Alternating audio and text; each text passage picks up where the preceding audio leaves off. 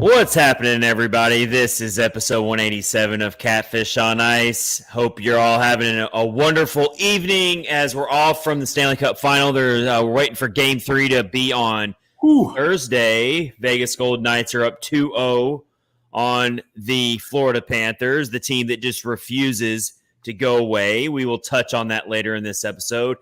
Rich Howe is joining me tonight. This is your host, Chad Minton. Rich, how are you doing, man? Doing good. Yeah, just excited watching the Stanley Cup. Not too many more games left.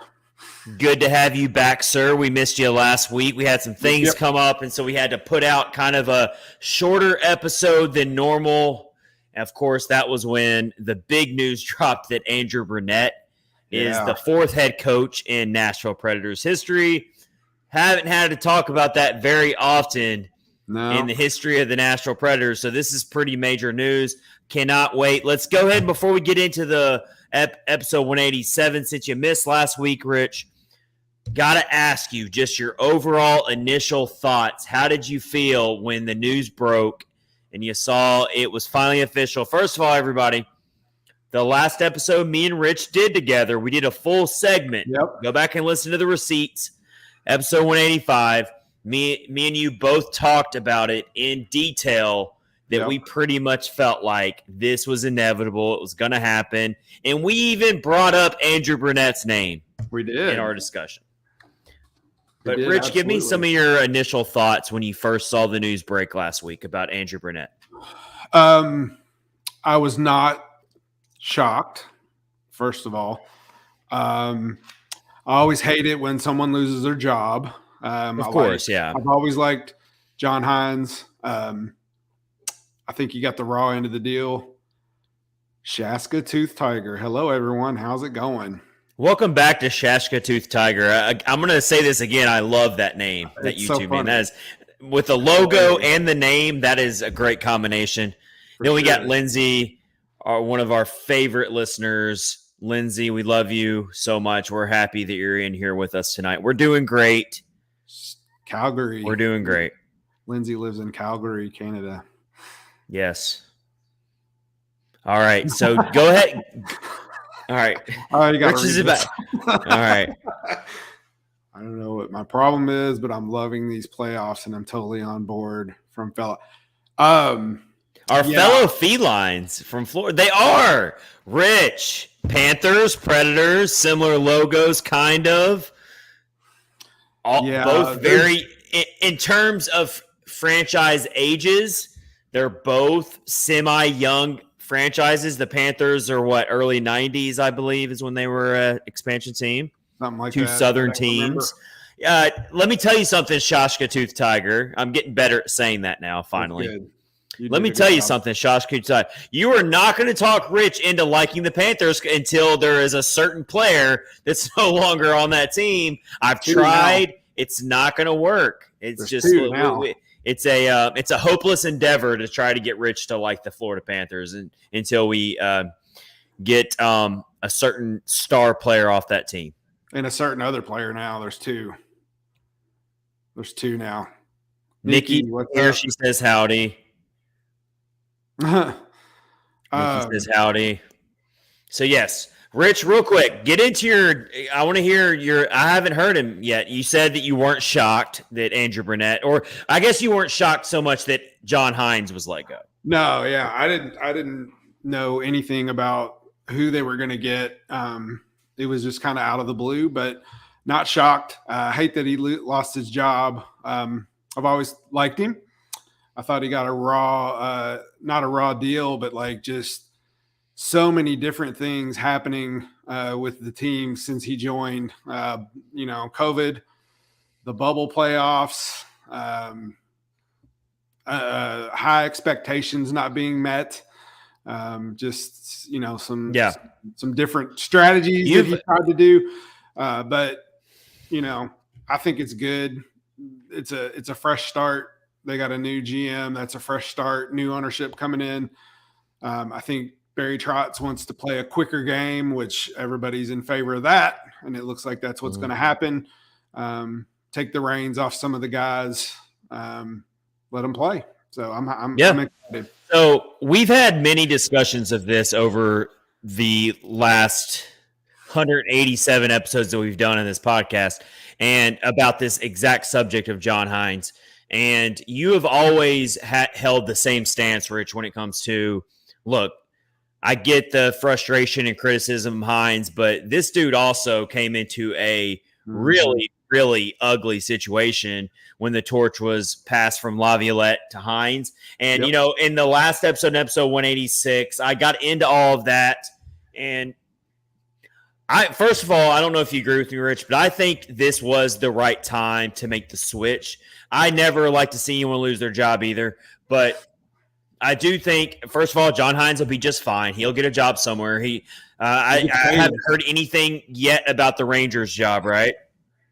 I think I heard the other day that they may have gone in a different direction. I haven't heard. Yes, he was originally being linked to the Rangers, but it seems to me even Peter Laviolette was coming into those discussions. Patrick Waugh is now in those circles. He seems to be the front runner, but Hynes will land on his feet. He'll be somewhere. Yeah. But you never want to see anyone lose their job. But at the same time, I do think that this was the time that you do this, mostly because it's now Barry Trotz's show. I think if David Poile was remaining the GM into next season, then this coaching change would not be happening. But when Barry Trotz takes over, you cannot blame a general manager for wanting to start fresh, start with a clean slate, and that means getting the head coach he wants, a head coach a person he's very, very familiar with, in Andrew Brunette, who scored the first goal in Nashville Predators history. They're very close, and so I think that this was the right time. I don't think necessarily that John Hynes got the raw deal. I think that it was just that everything lined up to where, look, it's time to move on, and that's what happened. I don't think it's so much the results of why he got fired. It has a little bit to do with it, mostly his postseason record as a head coach, which is a bit abysmal. It is not good. That's absolutely true. But I think that's really what it came down to, is you're changing front office. You're in a massive change in this entire franchise right now. You've called it, Rich, a change of era. It's a new era in Nashville hockey. So you got to change the head coach then. The only way the head coach is remaining through all that is if that head coach has proven that he can win in the playoffs, and he hasn't done that. So you don't hold on to him. Yeah, absolutely. And I think Barry Trotz, like we said earlier, wants to play a different style of hockey. And I don't think John Hynes is the coach to lead that. Brunette is. When he took over for the Panthers, his little stint, they won the President's Cup. I know he took over. I don't know exactly how long. It was quite a few games, I believe, but they lost in the second round. It's hockey. That's going to happen. But they were exciting to watch during the regular season. That's for sure. So. It's exciting. I figured it was going to happen. I mean, we talked about it several times. Yes. Yeah. I mean, another thing I want to bring up too, and I brought this up also in the last episode, but I want to get your thoughts on this, and I think you'll agree with me here. This has a drastically different feeling of when Laviolette was let go mid-season in January. The Predators were stumbling along, underperforming. The locker room didn't seem in sync with each other. All these things were happening. And then I thought at the time that the Predators weren't going to fire Laviolette till the offseason. Thought they were just going to hang on to him, but that it happened. And then I thought, okay, well, let's just go the interim head coach route. Let's just ride this thing out, and then we'll go. We'll have a steady long term, or a really we're going to look heavily into a coaching search. Nope, you go and get John Hynes so quick. And it was just such an underwhelming hire at the time. It didn't get the fan base talking. John Hynes had the deck stacked against him right from day one when he was hired. Absolutely. It was just not – it was such an odd hire for me at the time. It didn't make sense why they rushed to hire John Hynes when they did. Yeah, it was And so it feels a lot different now. It does. It feels like the organization's getting who they want. It's an up and comer. I didn't want to see the Predators go and get a recycled head coach, that term flows around a lot, but it's true. All these head coaches, they just go through the vicious cycle of getting fired, getting rehired, getting fired, getting rehired. And so it's nice to see. It's nice to see that Trotz went out there and got someone who has never been fired. He was an interim and then just wasn't retained. That's very different than getting fired. That was weird too. Though. That was strange. It was. Some people thought that the Panthers would retain him, considering the fact that they did go on to win. They won 51 games after the firing of Joe Quenneville. So that the team could have easily gone off the rails early in the season when unexpectedly your head coach gets fired for really outside of hockey reasons. Like it was the whole Kyle Beach situation from the Chicago Blackhawks era where he was pushed out or whatever. And so that locker room could have easily broken down. That team could have easily just fallen apart. And instead, under Andrew Brunette's leadership, and it had a lot of talent, they go on to win the President's Trophy, and then they do stumble in the playoffs. They get swept by the Tampa Bay Lightning. They did, which was a good team, but still rough to get swept. But I don't think you hold that against him. I don't. Enough. No, I mean it's hockey. Playoffs are a totally different animal. So you don't hold that against him at all. He's a player's coach. The players are going to definitely respect what he's played. He's got ties to this franchise. It's something I kind of hinted. We both hinted at was okay. Nashville's hosting the draft. You think that they're going to trot out John Hynes? Mm-hmm. We talked about that, Rich. You remember? Yeah, I do. What were you about to say though about it? I remember in the playoffs that year, Florida didn't score a power play until the second round or something, but then got swept. So it was it's just hockey, man. Playoffs are different. I don't hold that against them at all. So got a lot of people in here. We got Mike Twitter chiming in, says nice crew. Hello everyone. We've got Justin in here. Justin's always dropping in the good hot takes for us. So I'm sure, Justin, we need you, man. We need you to jump in with the hot takes tonight as we get into this. So we haven't even really gotten into what I want to talk about tonight in episode 187. I'm getting caught up with my good buddy Rich, who wasn't in episode 186. But with this whole Andrew Brunette thing, me and him have not talked about this up until this episode tonight. So it's really good to hear his thoughts on this. So it's awesome there. We're going to move on. I'm about to tell you kind of what else is in store for you on episode 187 of Catfish on Ice. And let me just say that this episode might get a little juicy. Oh, wow, that hadn't happened for a while. You're going to see what I'm talking about here. I think you know. I know what you're talking about. It's going to get juicy. We're going to have to do some very serious Juuse Saros talk tonight because he is back in the news with a report that I will talk about, and we're going to get into it. I'm going to give you a little cliffhanger there. I'm sure a lot of you already know what I'm talking about by now if you've been on Twitter at all, but we will dive into that and talk about what we think is going to happen with Juuse Saros moving forward, talk about what we've seen, this news, and we will share where we got it from and all that good stuff. We're going to talk about that. We're going to talk about some of our top players that we think are going to benefit from Andrew Brunette taking over in year one, and also set some expectations of what we want to see. We also want to hear what your expectations are for Andrew Brunette in year one behind the bench for the Nashville Predators. Hopefully you guys are a little bit more patient than you were with John Hynes. We'll see. We'll see about that. It'll probably be 10 games. They'll give him 10. If I know anything about Smashville fans, and I love all of you, but patience is very, very thin. It is very thin. So we will see about that. But everybody likes Brunette, so I think everybody's good with it. Hey, the honeymoon. Let's see how long that honeymoon period lasts. Yeah, I'm gonna give. That's what we're in. We're in that honeymoon period where everything is just perfect and nothing can go wrong.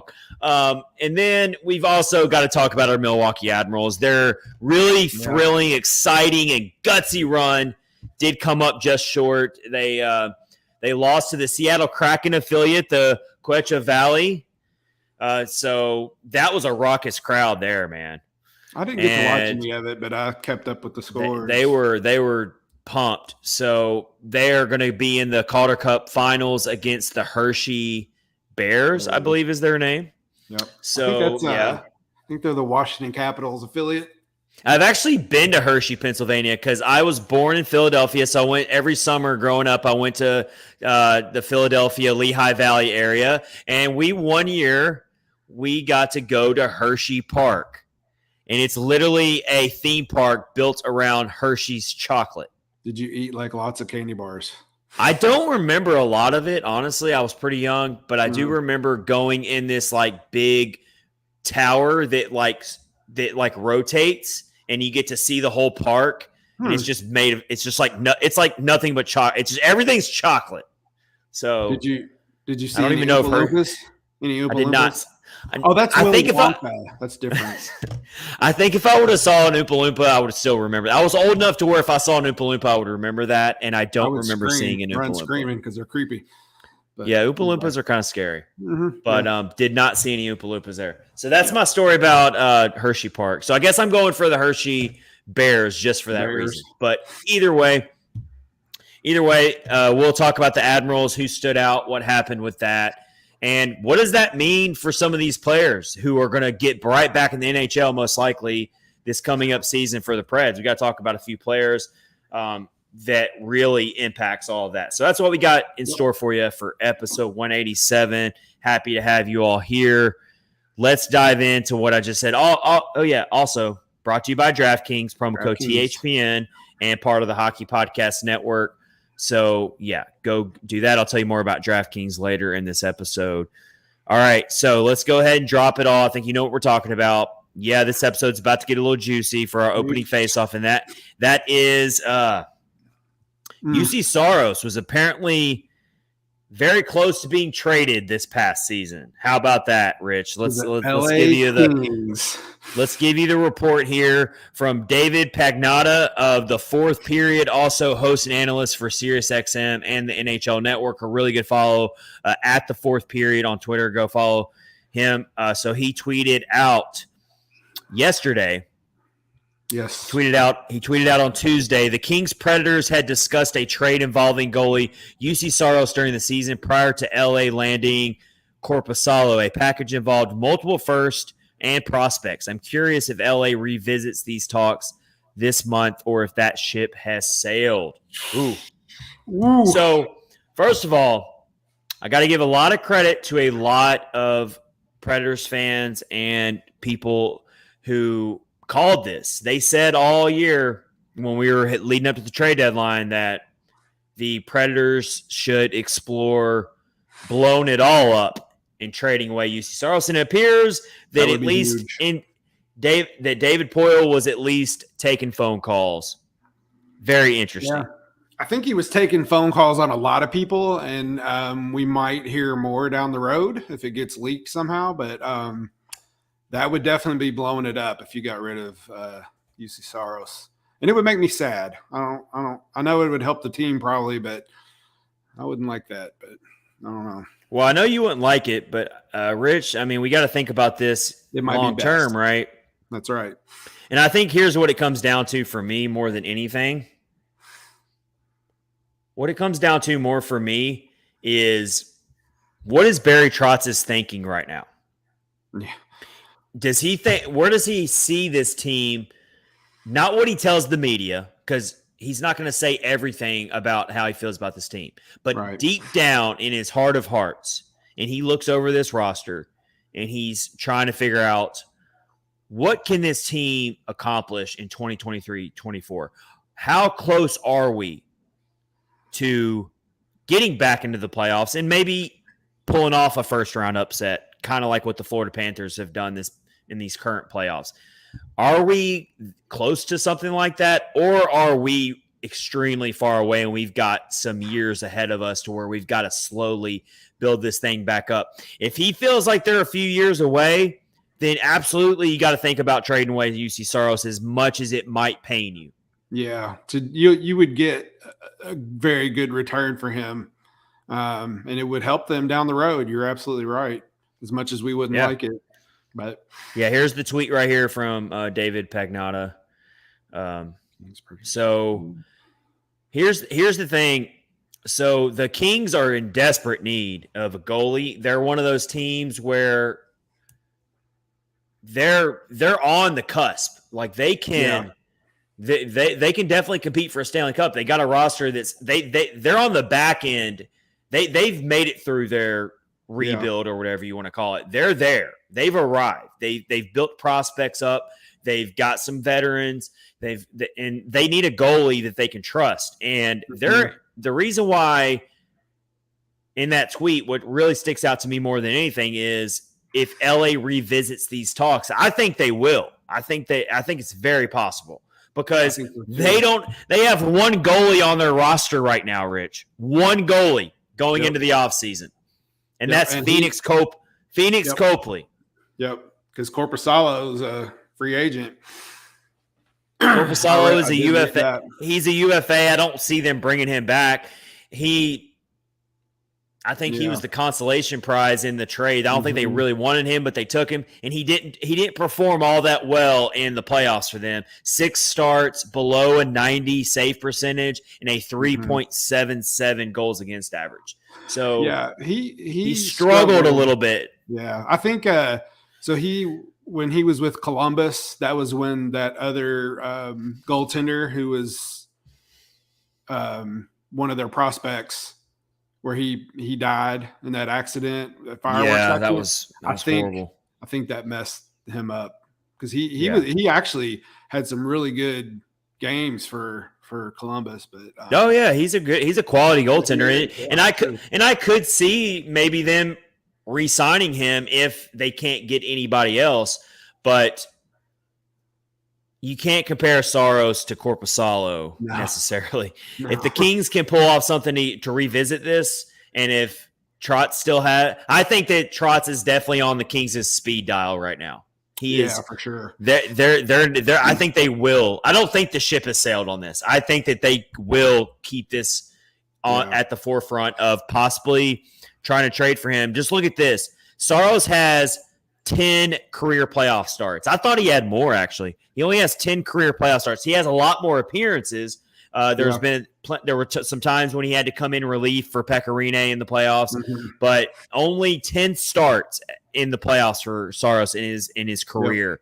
And he's got a .914 save percentage, a 2.63 goals against average. That is pretty solid over a 10-game start period, considering, and we'll never know what he could have done against the Avalanche in that first round. So that's when you're a team like the Kings, man, Juuse Saros is hard to look past, and you would be willing to deal off some first-round picks and some prospects to get a player like Saros. Let me ask you this, Rich. Do you think what would make you happy and satisfied in a return if you do trade away Saros to anybody?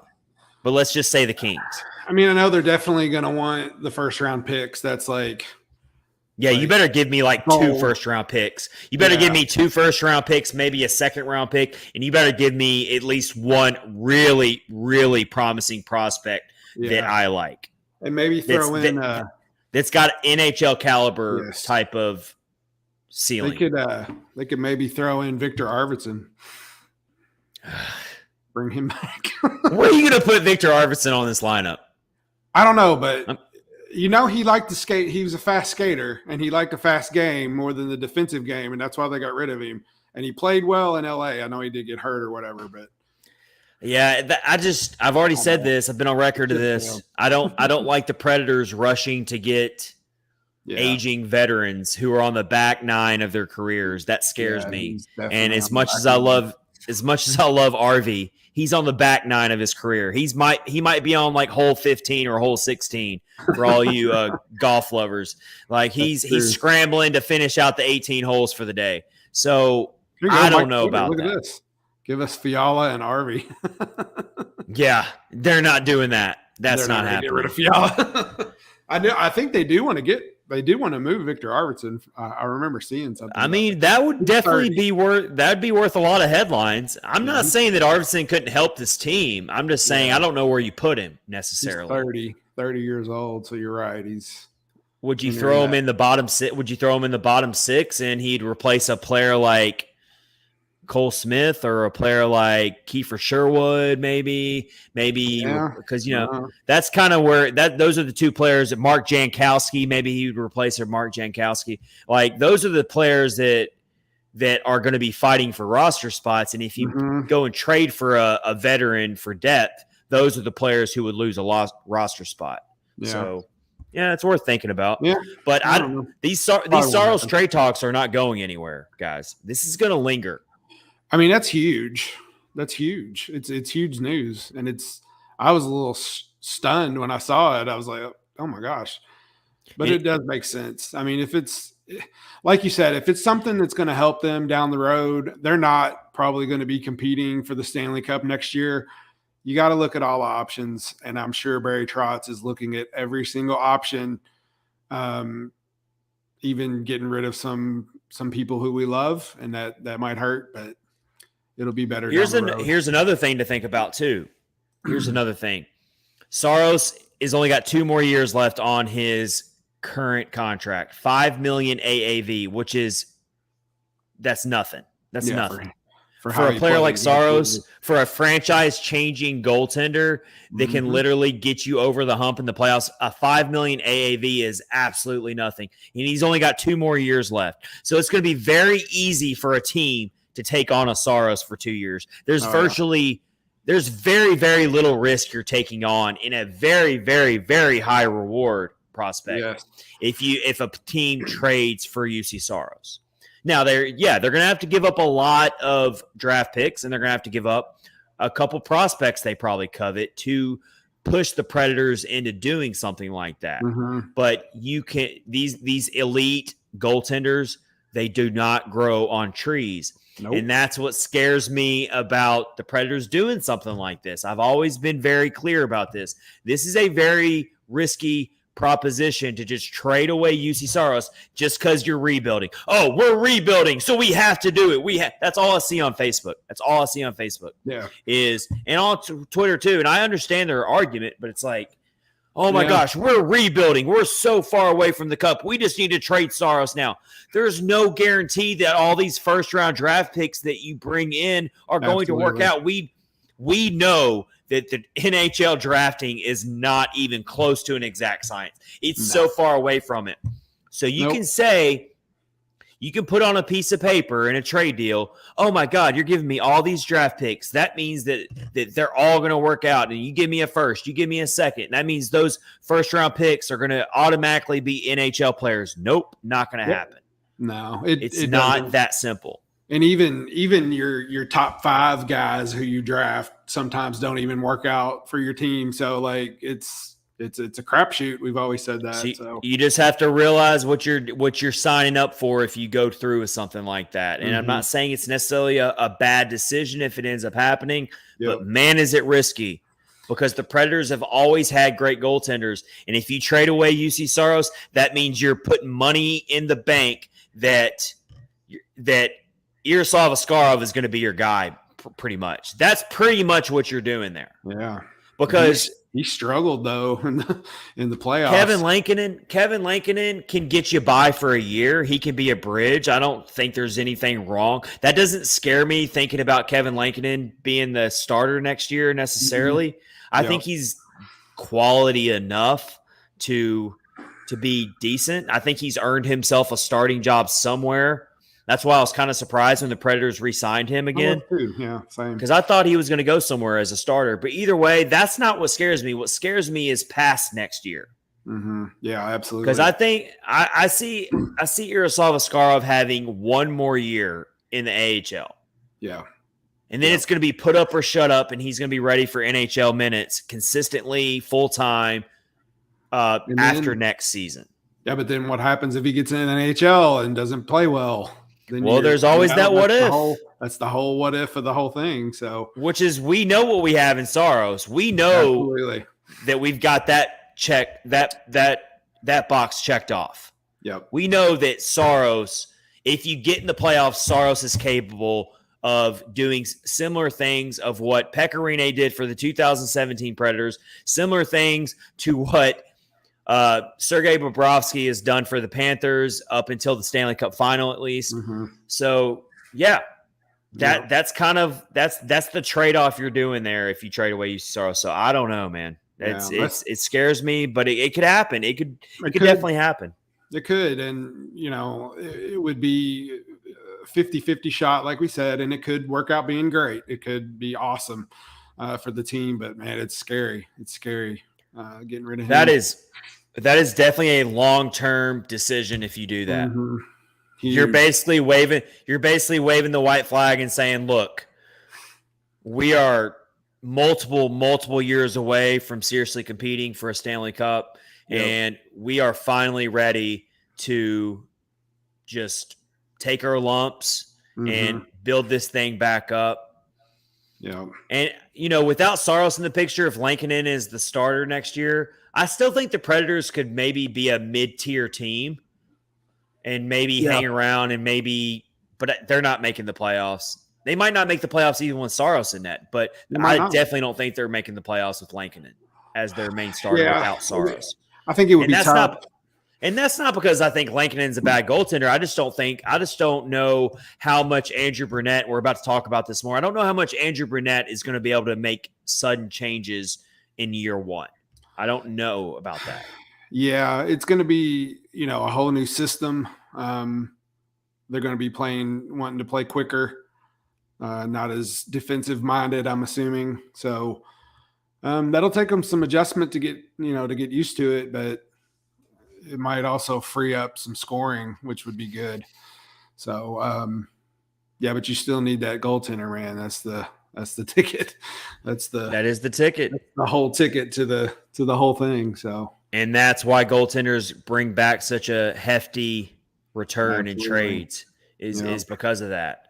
So we'll have to wait and see. We'll have to monitor it throughout the offseason. And even if he doesn't get traded this offseason, trade deadline. That it's out there. Yeah, now that it's out there, it's going to keep coming up. I guarantee it. I'm telling you right now, if the Predators are way out of the playoff race, like they're way back in the standings and that trade deadline comes up, you think these Juuse Saros trade talks are loud now? Oh, they're going to get so loud, they're going to burst your eardrums next trade deadline if everyone's going to be clamoring to trade away Juuse Saros if the Predators are way out of the playoff race in 2024. Yeah. Absolutely. So we will watch it. This is going to stick around for a while.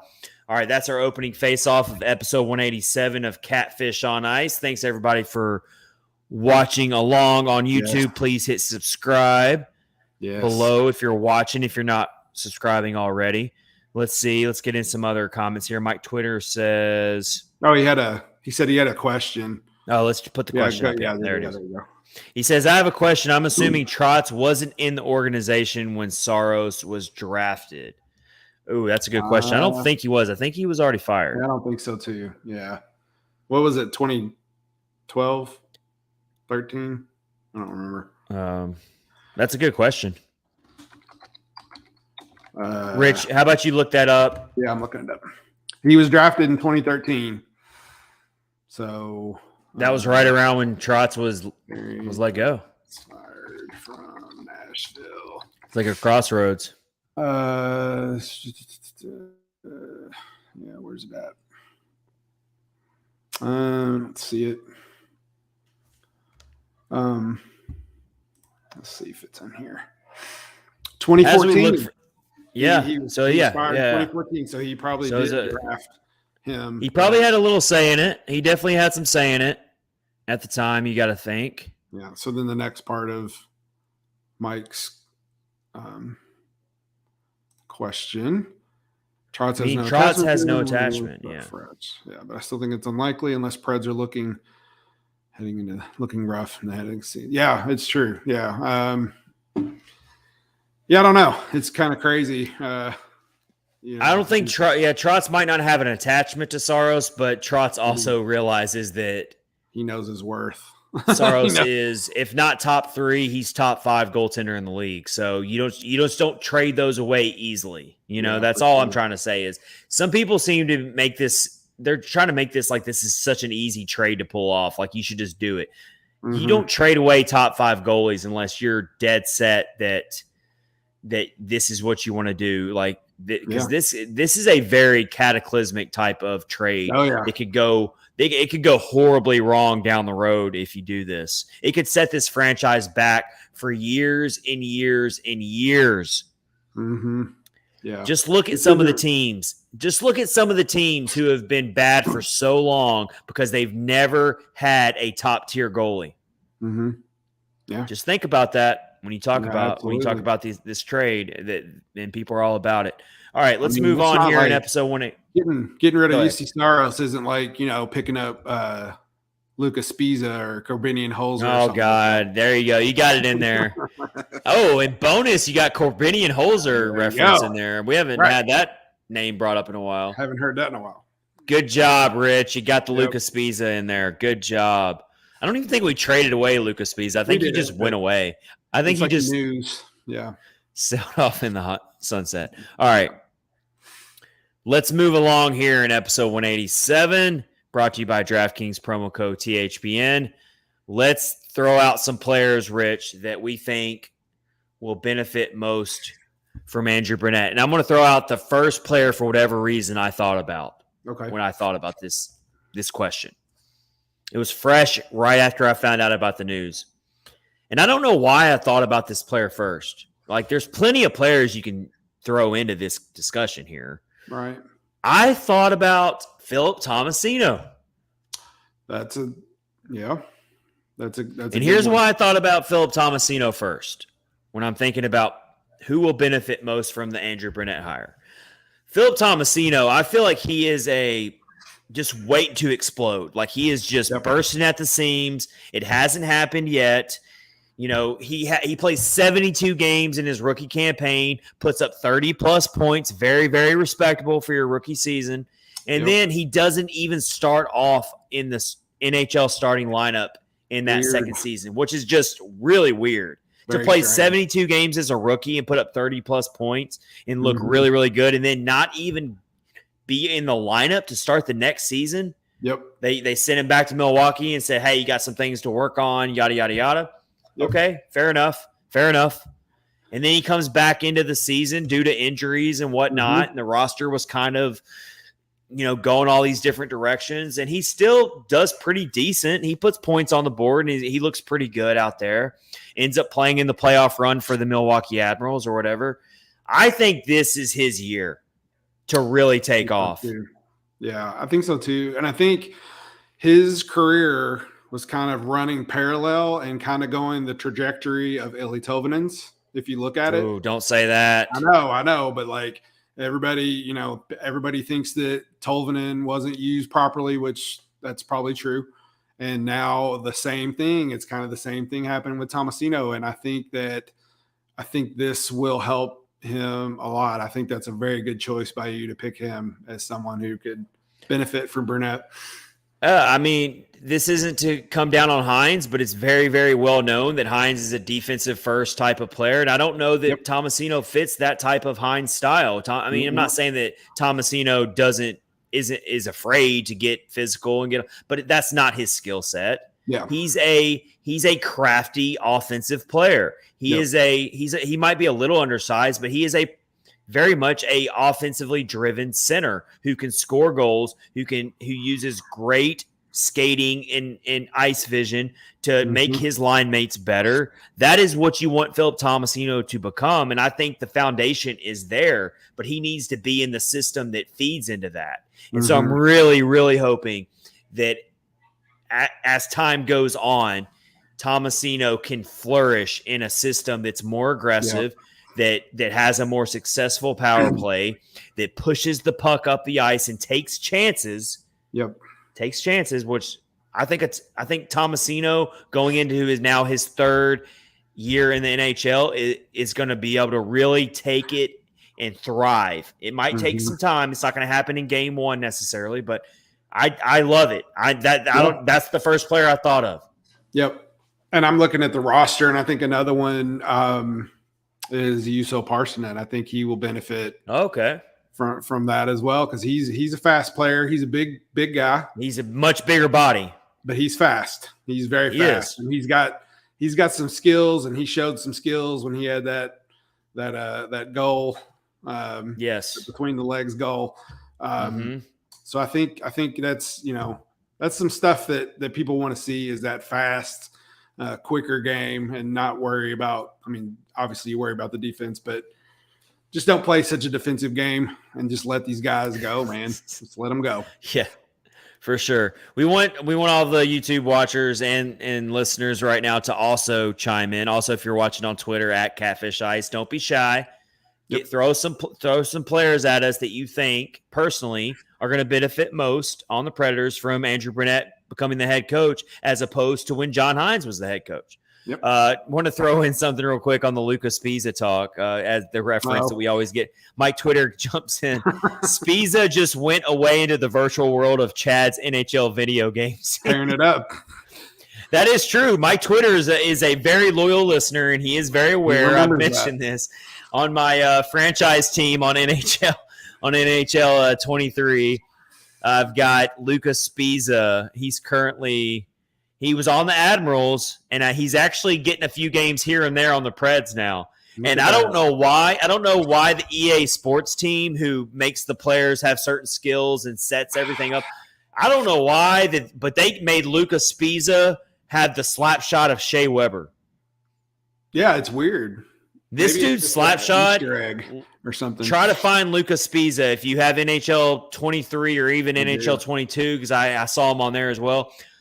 Try to do a slap shot with Lucas Spiza on NHL 23. The dude he looks like Shea Weber for some reason. So yes, that's where Lucas Spiza has fallen to, is my franchise mode team on NHL 23. Maybe he's like an Easter egg player. Maybe pump up his stats. Maybe he was. Maybe he paid. Maybe Lucas Spiza. I'm all about conspiracy theories. Maybe Lucas Spiza paid off the EA Sports team to pump up his numbers. Like, hey, pump up my overall rating. Yeah, give me a really good slap shot. He's in or was in Los Angeles working with the Kings. So if that's where EA Sports is, maybe he did do that. Oh, we're on the case. All right. All right, let me throw in a veteran on this who will benefit most from Andrew Brunette. And this one's way more obvious one than Tomasino. That's Philip Forsberg. Absolutely. And the reason why I throw in Philip Forsberg is, look, Forsberg is going into a very, very highly pressured type of year. Absolutely. He's coming back from a really, really ugly injury that was scary to watch, a head injury. And I'm really, really happy and glad that they did not rush him back onto the team to close out the season. That would have been not okay, especially dealing with a head injury. So he comes into this year. You're hoping he can shake the rust off quick. But here's where I'm really, really intrigued by Forsberg being able to get back to – I want to see him hit that 35 to 40 goal range, hit the 40-plus goal range, which he did the season before when he set the goal record or whatever. I want to see Forsberg feast on the power play again. Yes. He's never – well, I say again, but honestly, if you go back and look at Forsberg's career numbers, he's never been a big power play goal producer. Yeah. Not like you would think. Yeah. So here's where I'm seeing the potential with Andrew Brunette taking over. I'm seeing the potential of Forsberg being able to really pump up his numbers and his goal totals on the power play. Like, that's what all the elite goal scorers in the league, they feast on the power play. Yes, they do. We need to see Forsberg join that club. Yeah. Yeah, I agree. last season, he did get hurt and he struggled, but they all struggled. So it's kind of hard to pinpoint anything, but the season before that, we definitely want to see some more of that. And hopefully the new coach will bring that out of him again, because that was very fun to watch. Yeah, for sure. So I've got Forsberg's career numbers pulled up here. I'm about to share them on the screen here from Hockey Reference, just so everyone can kind of see what I'm looking at and what we're looking at for our YouTube viewers. That's from Hockey Reference. So I'm looking at the power play goals there, and that's where I see the potential for Forsberg to take a huge spike under Andrew Brunette. He's never really played. I mean, Peter Laviolette was an offensive-minded head coach as well. But under Hynes, let's be honest here, Forsberg couldn't really, aside from the 1 year, 21-22, he took off. And look, he had 10 power play goals, which still isn't like that's not insane total. Right. But they all only 10 of his 42 goals were on the power play. Yeah. I mean, it's kind of surprising. But they actually had a good power play that year. They did. They were like sixth. I think they were number 6. Yeah, for sure. So, look, I'm looking here, and his career high is 13 power play goals in a season. That was the President's Trophy season. Yep. And he only scored 26, so half of his goals that year were on the power play. Yeah. That was under Peter Laviolette, a more offensively driven type of head coach who took chances. That team took chances. That team rushed the puck up the ice. Sometimes they get burned on the counter, but I expect more similar type of stuff from under Brunette. Yep. That's what I want to see as well. Yep. Last season, yes, he only played 50 games, but only 4 power play goals. The season before that, 2020-21, I should say, only 3 power play goals. Yeah. That was in 39 games. 39 games. Yeah. So I want to see Forsberg really, really increase his numbers on the power play under Brunette. So that's why I throw Forsberg in there. Well, they're probably going to have a new power play coach because they let Dan Lambert go as well. So, yep. And also, I think we look at it as, okay, Forsberg's contract he signed was very team-friendly. Mm-hmm.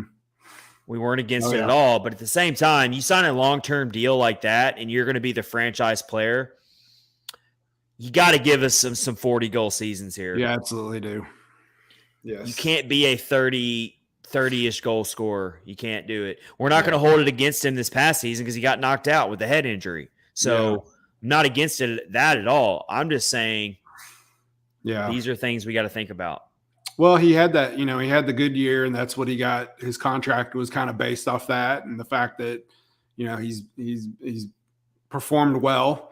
But then last year, that everybody struggled and he struggled along with them. And this year you're getting paid a lot of money. You need to find the back of the net a lot more. Make it happen. Absolutely. Do whatever you got to do. Make it happen. Yeah, I agree. Yeah. So you got another one for us? Well, I was want to ask you, who do you think out of on the roster might not benefit from this change in coach? Do you think there's anybody who could struggle under somebody? That's a good question. Coach. That is a very good question. So I look more into the bottom 6 of the lineup. Yep, that's what I was thinking as well. I'm thinking like players like Cole Smith. Where's Cole Smith going to fit into this lineup? Yeah, absolutely. Cole Smith, Kiefer Sherwood. Yeah, I think Kiefer Sherwood did flash some offensive abilities. Yeah, but I could see Kiefer Sherwood getting washed out of the picture. Mm-hmm. Yeah, just because he has been around for a little bit and he's never really taken off offensively. So I could see Kiefer Sherwood. I look at the bottom 6 for sure. I don't in the top 6. I feel like okay, I'm going to throw Ryan Johansson back in there, and I don't know if you were wondering if I was going to bring Ryan Johansson up in this or not, but Yeah. Do you think Ryan Johansson benefits or not from Andrew Brunette? I don't know, because that's tough. If Andrew Brunette's looking to be a more run and gun speed type of team, do we really think? I think Ryan Johansson brought more value in a Hynes system where he hits hard. He can play defense. He can win faceoffs. He can do the dirty work. He can get up in front of the net and tip goals in and stuff like that. But do we see Ryan Johansson running up and down the ice in a speed type of transition type of team at this stage in his career? Not so sure about that. Yeah, you look at him and maybe Yakov Trenin. I don't know if he's not the fastest skater on the planet. Yeah. And he struggled as well a little bit last year. If they call up Michael McCarron, he might not ever get called up again because his whole game was just that power, knocking into people, and he scored some goals, but it's Dante Fabro. If we're talking about players who might not benefit, Dante Fabro is another one. If we're thinking defenseman here, Dante Fabro, his offense has never taken off. So I feel like, how is he going to fit into a top four of a defense of a team that's going to be more offensively driven now? Like, he's almost going to be buried on the bottom pairing now, unless he shows us something, unless he shows drastic improvement in his offensive game. I could see him also getting knocked back in an Andrew Brunette system. Yeah, you look at the lineup. There's really for defensemen, there's only like Yossi and maybe Barry are your more offensive minded. Carrier a little bit, but I was going to throw Roman Yossi in there as another obvious choice of a player who's definitely going to benefit from the Andrew Brunette system. I mean, for sure. That's what Roman Yossi thrives on, is rushing the puck up the ice, being the primary puck carrier, and enforcing the opposing team to have to pinch down on Yossi, and then Yossi finds other guys that are streaking down. Now, that can offer problems on the counter. That's the biggest criticism that Yossi gets in his heyday, is that he'll put pressure on the opposing team, but if that rush gets broken up, then there's a counterattack to be had, and Yossi's caught on his heels and he can't get back in time, and then you leave a 2-on-1, a 3-on-1 scenario, and then Saros has to step up and make a spectacular save. So you take that with what it is. I think we're going to see a lot of that with Andrew Brunette. Yeah, you could. We're going to see a lot of it's going to be exciting. It's going to be end-to-end type of action. You're going to be taking a lot of chances, but with that, you're probably going to give up a few more goals here and there because you're going to take those risks. You're going to take those chances. It is going to be exciting, though, if that's what winds up happening and they play that style. It's going to be a lot of fun to watch. I think they have to play that style. You haven't seen it for a while, so why would you move on from John Hynes if you don't want to absolutely go to that style? Like if you're trying to keep the same style, why not keep Hynes at that point then? For sure. So I think Yossi is going to definitely benefit. He's another player that's coming back from an injury. It happened late in the season, but he's another player that I think can get back to maybe even being in the Norris Trophy conversation again. Because he can stack up those points. He can stack up those points, be a 70, 80-point scorer maybe, and we know he has it in him. We know he's still in the prime of his career, and he can bounce back next season. Yeah. And so Yossi's a big one. Luke Evangelista is another one you got to bring up. Yeah. All the young guys that played at the end of the season will definitely benefit from this because – they were playing that style we were just talking about. They had nothing to lose. They were already doing it, even under Hynes. And the only reason a lot of them were playing was because of the injuries. Yep. But I think that was also kind of the ultimate excuse to let go of Hynes was that the team, I almost think it hurt Hynes that the team came within 3 points of the playoffs because it made him kind of look bad with his lineup decisions early in the season that all these players came into the lineup that were available all along, and they played great. They kept the team in the playoff hunt, and the only reason they were playing was because of all the injuries. It wasn't because Hynes called them up. No, and he wouldn't have. He wouldn't have done that. Yeah, absolutely not. So I think all those young guys are definitely gonna prosper under this new system, which is good. Definitely. It was exciting to watch, so I'm pumped for it. All right, so that's how we feel. Of course, we're keeping our expectations very tempered in year one under Brunette. Yep. But he comes in. It's not like Brunette's coming into a total overhaul and just a team that's knocked down to nothing. He's got a decent roster to work with. So for sure. Yeah. My expectations for Brunette in year one is just show improvement in the key areas that we want to see improvement in. Power play, goals per game, things like that.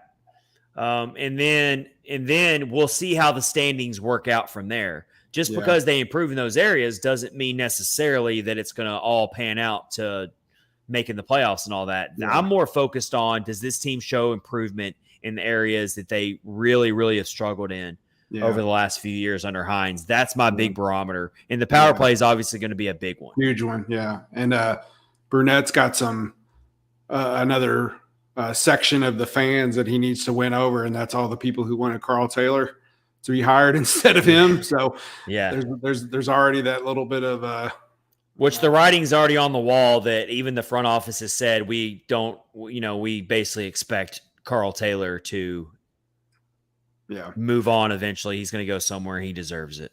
Yeah. But they should bring him up and making him an assistant, but he might not. That could happen. It could. I'd be all right with it. I'm not seeing Carl Taylor in any coaching candidate circles around the league. I will say that. No. So it's possible. He did say the other day, he's got a great job and he likes it. So, yeah, maybe he's good with it. All right. Let's tell you about DraftKings real quick, our sponsor, our amazing sponsor that's been with us throughout it all. Light the lamp during the hockey playoffs with DraftKings Sportsbook. New customers can make a $5 bet and score $200 in bonus bets instantly. We're about to talk a little bit about what's going on in the Stanley Cup Final right now, and you're running out of time, but you still have a chance to get in on this amazing offer with our promo code THPN with the DraftKings Sportsbook.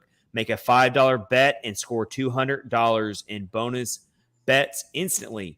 Download the DraftKings Sportsbook app and use code THPN. That's code THPN only at DraftKings Sportsbook. Gambling problem, call 1-800-GAMBLER. In Massachusetts, call 800-327-5050 or visit gamblinghelpline.org. In New York, call 877-8-HOPENY or text HOPENY 467-369. In Kansas, call 1-800-522-4700 on behalf of Boot Hill Casino and Resort in Kansas. 21 and up in most eligible states, but age varies in jurisdiction. Eligibility restrictions apply. See DraftKings.com/sportsbook for details and state-specific responsible gambling resources. Bonus bets expire 7 days after issuance. Eligibility and deposit restrictions apply. Terms at sportsbook.draftkings.com/hockey terms. Got all that, Rich? It just gets longer and longer. Did you write all that down, Rich, is what? I remember every bit of it. Rich, you were supposed to have a pen and paper writing all that down as I read it. You do such a good job at that. Horrible. I was cracking up because the script changed on me and I wasn't expecting. It did a little bit. Yeah. I did. Threw me a curveball there. I did notice a few extra things this time, but hey, I don't mind reading that script because it's a great offer, and DraftKings is amazing to us, and we're lucky to have them as a sponsor. The OG sponsor. All right. The OG sponsor. All right. So let's get into the Stanley Cup Final, Rich. I think the biggest thing is, first of all, the Vegas Golden Knights lead the Florida Panthers 2-0. It goes back to South Florida now. Panthers, have they finally ran out of gas, Rich? Do you think that they've just put in so much effort to make it this far? Also, Predators reference here. The Predators were down 2-0 to the Penguins in 2017, and they came back and won games 3 and 4 at home. They did. Just got one thing to say. Go Vegas. No, I never thought I'd hear you say that. I'm hitching my wagon to Vegas. Yeah. They played good, man. Those first two games were so shocking, almost shocking, because they just if we didn't already know this, and we definitely know it now, Vegas is top to bottom the most complete team, and that's why they're doing what they're doing. They are absolutely. They handled a couple gut punches that when Dallas was trying to hang around, Vegas jumped up 3-0 on them. Dallas rings 2 in a row. Comes back at home for Game 6. That was a huge game there. It was very huge. Yeah, it felt like if Dallas could have won Game 6 and gotten it back to Vegas for a Game 7, I probably would have put my money on Dallas to win Game 7. Yeah, I think so too. Yeah, but Vegas took care of business when their back was starting to get pushed up against the wall a little bit, and they finally disposed of the pesky Dallas Stars. Yeah, I mean Vegas they have it all, man. Yeah, and they are the type of – Go ahead. You finish. No, go ahead. I was just going to say real quick that Vegas is that type of team that they just don't ever falter. Like, even if you got them down a goal, they're going to come back. Yep.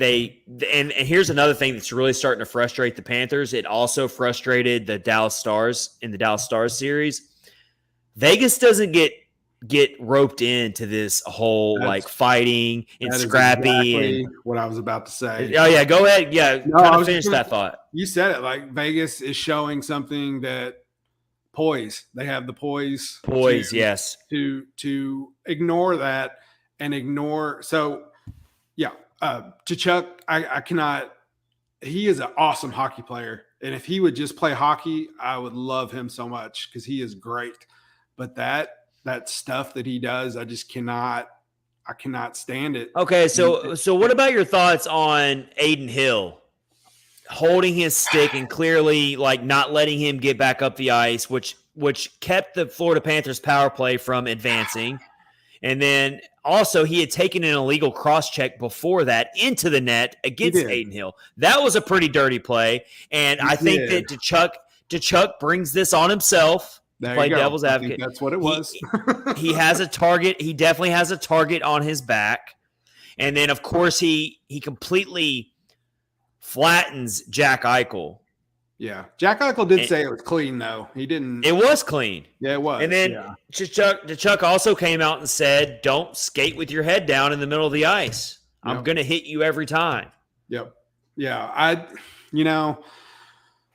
I just kind of see it. It's like – Chuck does that to get a rise out of you, to try to get you a penalty, because usually it's the second person who's caught.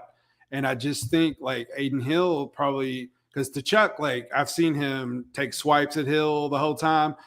He's going to do it back, and hopefully they don't get caught. And that's, when you play that way, you got to expect that you're going to get dealt some of it back. And I don't have any sympathy for him at all. And I don't think DeChuck wants sympathy.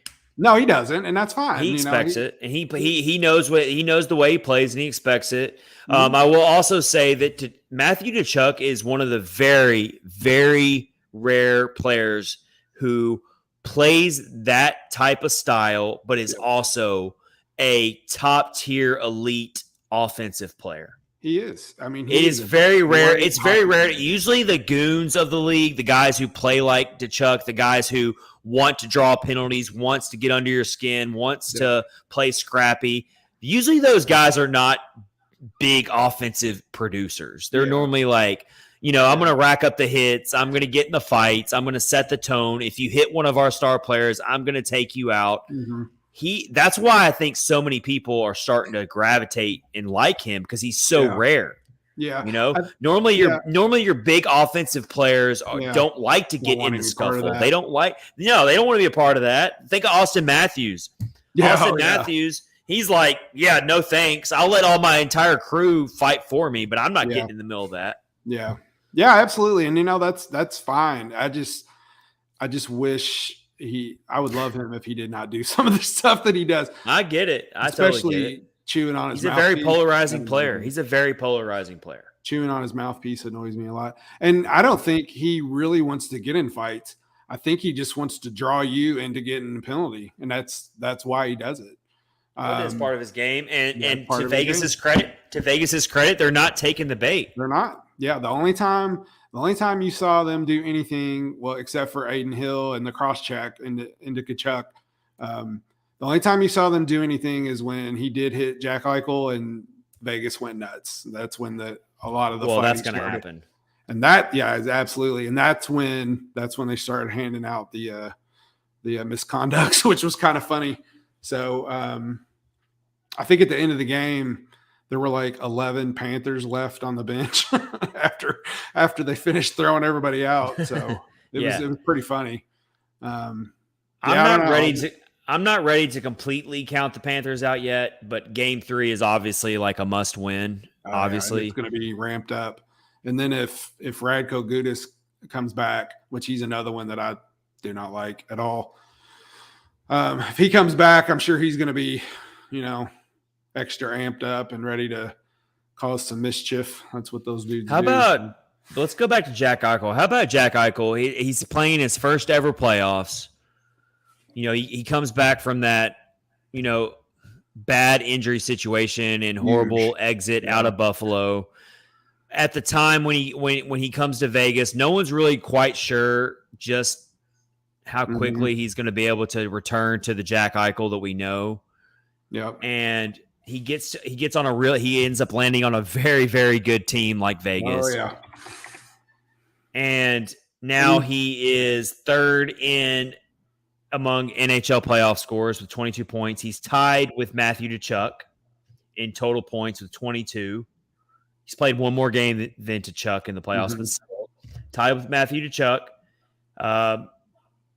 So that's pretty amazing to me. That's a major storyline for me in these playoffs is what Jack Eichel has been able to do in his first NHL playoffs. Yeah, I agree. He's played well. All of them have. It's you look at him, and I guess from the poise standpoint, like we said, definitely they look more like a Stanley Cup champion, and it looks like they have the best shot at doing that. But huge comeback story for Jack Eichel for sure. Eichel's got a very calm demeanor about himself. He does. Yeah, he does. He shows frustration, like you can kind of see, like but he is laser focused. Like, I mean, he is poised to not only win a Stanley Cup this year, but win multiple Stanley Cups. And he's found his home in Vegas. Vegas has to be absolutely just thrilled. And it's got to be extremely painful right now if you're a Buffalo Sabres fan. Yeah. I mean, that whole situation was just handled horribly. It was. Yeah, absolutely. And I think that's fuel to the fire for Eichel. I think it is too. Yeah, and like you said, I'm not saying he needs extra motivation to play in a Stanley Cup final, but man, you want to talk about a little extra fuel thinking about how the Buffalo Sabres did him? Yeah. There you go, right there. And then some extra fuel is Buffalo actually played pretty well this season and then wound up not making the playoffs. So yeah, that was for sure. Imagine if they still had Jack Eichel. I don't know. Oh yeah, absolutely. He'd probably still be in it. Yeah, for sure. So yeah, there you have it. Of course, I mean, Aiden Hill's been a really good story. It's crazy how good he is. I mean, he has been just incredible, and we knew he was a decent goalie, but we didn't realize he had this in him. Mm-hmm. Yeah, you know, it's crazy. And then so we got to throw him some love. Definitely have to throw him some love. Throw Jonathan Marchessault some love because he's playing really well as well. He's I think he scored a point in every game for the past 5. I'm looking at the stats right now, so he's playing really good. Definitely. Yeah, I like. So yeah, I'm hoping that the Panthers can make this a closer Cup final.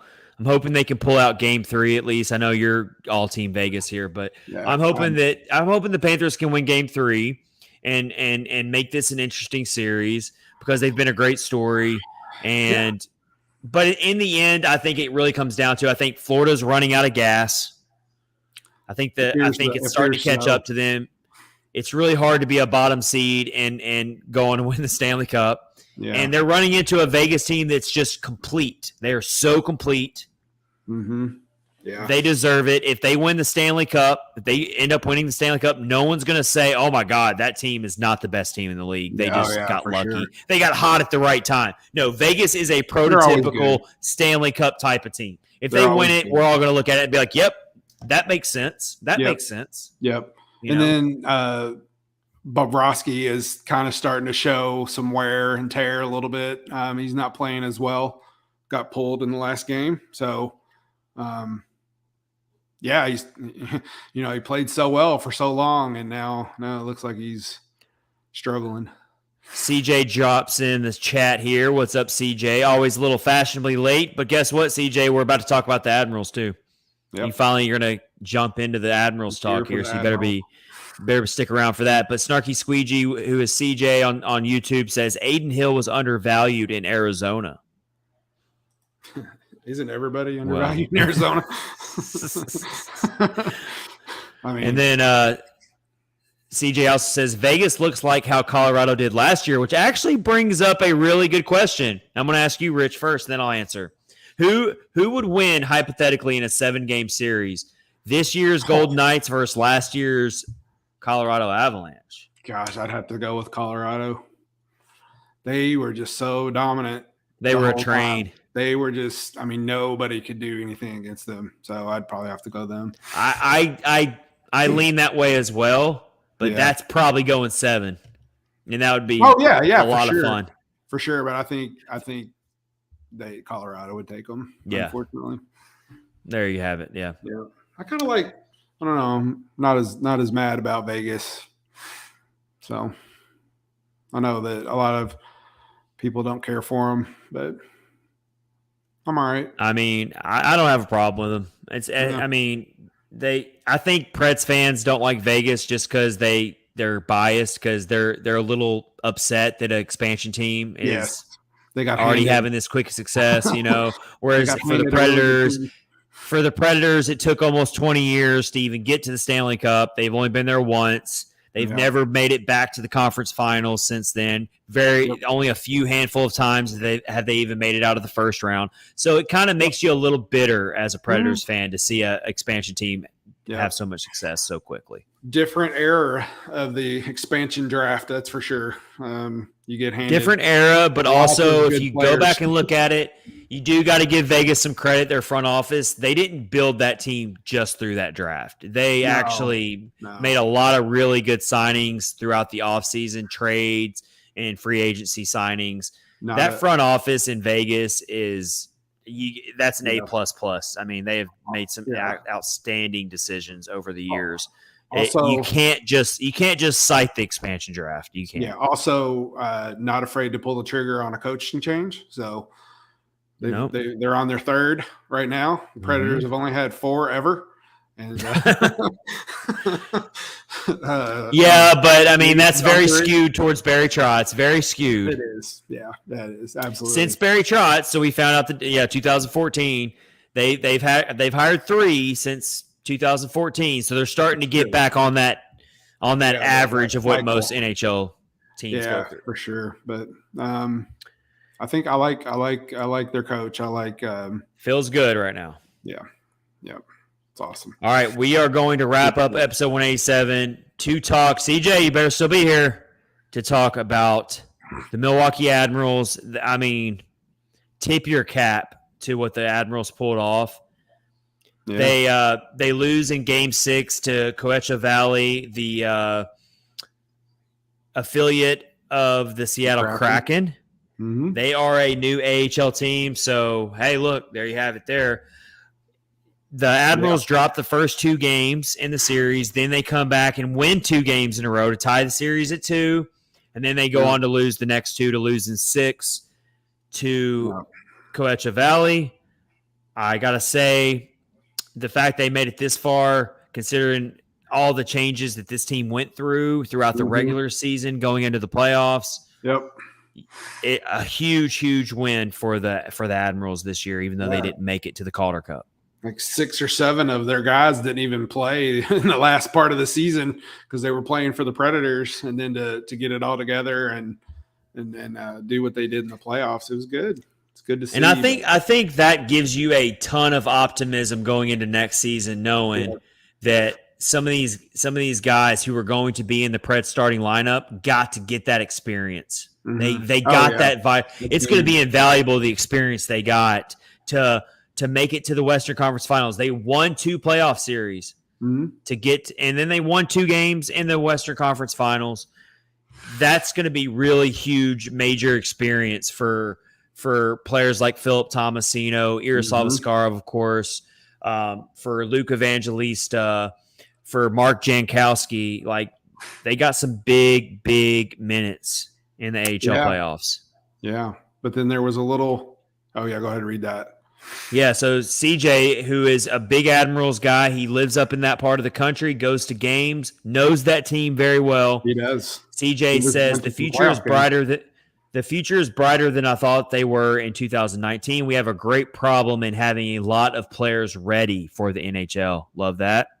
Mm-hmm. Go ahead, Rich. Oh, I was just going to say, with the season over, though, we got a little bit of not so good news that Devin Cooley was going to test free agency, so he's probably not. Well, and we kind of saw that coming because Devin Cooley is good enough. Devin Cooley is absolutely good enough to be starting somewhere. He shouldn't be a backup on the AHL level. He's got talent. Yeah. And we saw this coming, that since Askarov is clearly the number one guy, that Cooley was going to have to test the waters and do what's best for him somewhere else. So Cooley finished the season out, though. He did. Askarov was struggling some, so they put Cooley. Which I did not see that. I did not envision. I did not envision Askarov getting benched for Cooley at all. No. And that's, I don't think people should panic too much over that. I mean, it's fine. If anything, it tells you that Askarov needs some more time. Mm-hmm. He needs another year, which is okay. That's fine. We don't have to have Yaroslav Askarov next year. That's not where we're at here. That's not – you got Lankinen, and then we'll see, but you got Saros. We already talked about at the beginning of the episode that he's in trade rumors. But, you don't have to be in this massive hurry to call Askarov up to the NHL. Right. Yeah, for sure. CJ also says, on all lines, we still need a top 6 problem for other teams, but give these young guns a couple years. Yep. Also, I like this. Spencer, hot take alert. Hot take from CJ. Spencer Stastny looks to be better than Carrier, but should be looked at as a second or third line D man with great defense and some good offensive upside. Yep. He played. All right, there you go. Didn't he play in a couple games last season? Right? Yes. Stastny was one of the 10 or 11 players who made or one of the 6. No, one of the 6 that I should reword that. One of the 6 that made their NHL debuts this past year for the Preds. One of 6. I think he played when Jeremy. And he looked good. He looked really good out there when he played. Yeah, I remember that. I think he came in when Jeremy Lazon got hurt. Also, we got to talk about another player that I think he is going to be the next player to get called up for the Preds and make his NHL debut. It's a matter of when, not if, and it's going to happen this next season. I truly feel this way. You know who I'm about to say. I do. I'm going to share it on the screen as well if I can find it. Yeah, I got it right here. Let me just share it on the screen, and then we can react. If you're watching on YouTube, you'll see it. Now, these numbers were going into the Western Conference Finals, so these aren't accurate right this second. But how about that guy? Yeah. How about Joakim Kimmel? King Kimmel, as he's been named. Everybody calls him King Kimmel. He, at one point in the Calder Cup playoffs, he was leading with 3 game-winning goals and was tied for the lead in the playoffs among rookie goal scoring with 7 tallies. So it's only a matter of time. You want to talk about a guy who just completely took off quickly, never played the North American game. Yep. The North American game is completely different than what he came from in La Liga in Finland, the Finnish leagues, which is a really good league in its own right, I should say. But, so huge development that happened in the Calder Cup playoffs was Joachim Kimmel becoming a goal-scoring machine for the Admirals in their Calder Cup playoff run. Absolutely. Only a matter of time, like you said. Justin Gambino says Tolvey reincarnated. I'll allow that since I brought him up too. So I'll allow some Tolvanen talk. And then CJ says Kimmel needs to prove himself through the year, but if he turns out to be a point-per-game player through 20 to 30 games, I don't see why he doesn't get called up. Yeah, that's kind of where I'm at with it too, CJ. I think that he's not going to start the season in Nashville. I wouldn't think so. But as the season rolls on, judging how the team's performing, judging by injuries, all those things, I think that Kimmel will be one of the first to be called up. Yeah, I think so, and rightfully so. Along with probably Igor Afanasiev. I'm not entirely sold that Igor Afanasiev is going to be in the starting lineup to start. He might start in Milwaukee as well, because in the end, it becomes a numbers game. You can't fit all these guys into the lineup, even if you want to play them. Yeah, and so you're going to see Tommy Novak starting. Novak's a lock. Evangelista's a lock. I think Novak's a lock. Out of all the young players, Novak's a lock. Evangelista has to be a lock. Tomasino probably has to be a lock. I would think. Glass is obviously a lock. Novak's a lock. So that you're already running out of positions here. Yep. That's when you look back at Kiefer Sherwood, Mark Jankowski, Michael McCarron, Cole Smith. Those are the guys who are going to lose roster spots, most likely. Yeah, for sure. Yeah, it's going to be exciting. And he's going to have Brunette's going to have another problem of where to slot all these guys in. Oh, but it's a good Rich, problem. We're a ways off. We got till September, but training camp is going to be a madhouse. They will be. There's going to be a lot of in-house competition because these guys, they're going to be competing with each other. They're on the same team, but they're going to be competing with each other because with a new head coach rolling in, no one is safe. And that goes for the veterans. That goes for the veterans as well. Yep. That training camp is going to be extremely spicy. I mean, they are going to be coming at each other to prove something. Yep. And you're going to probably see like when they what's the stop William, it's my podcast. I can scream off if I want, but I appreciate you chiming in. He called you Chief. Hey, I'll take that. Chief's good. That's fair. Yeah, when they do rookie camp, you know how they were showing it on Facebook Live or whatever. Lots of people will be tuning in to that for sure. Oh, it's gonna be one of the most exciting training camps we've had in a while, most likely, because there's gonna be so much roster competition going on here. Much roster competition. And I bet you're gonna see tons and tons of people at the preseason games just to see what everything looks like. There are always usually a lot of people, but I bet it's gonna be even more this year. So oh, for sure. And then you got the draft coming up here. And like you said, bringing in a new head coach, a new GM, the draft is going to be extremely exciting for sure. So it's good times. It's uncertain times, but it's really good times right now if you're a Nashville Predators fan. You got to be in it for the long haul. We've all been there. So let's see what happens here. Let's end it with this one last really long comment here. CJ's bringing in the heat. Anytime we talk about the Milwaukee Admirals, we need CJ in here, and so he's right here for it. And he knows. Here's my hot take. CJ, you've already brought some good hot takes, but let's end episode 187 with this one. Taylor gets called up as the assistant head coach. These youth players will do better, especially guys like Trennan, because Taylor knew how to use Trennan to his strengths. Rich, you already kind of brought this up earlier. Maybe Carl Taylor gets called up as an assistant. Yep. Dan Lambert's gone, so you got an opening. So I'm all right with that. I'm all right with it too. I would love that. That would be icing on the cake for this whole coaching change. It would get Predators fans completely on board if you call Carl Taylor up as the assistant head coach. Yep.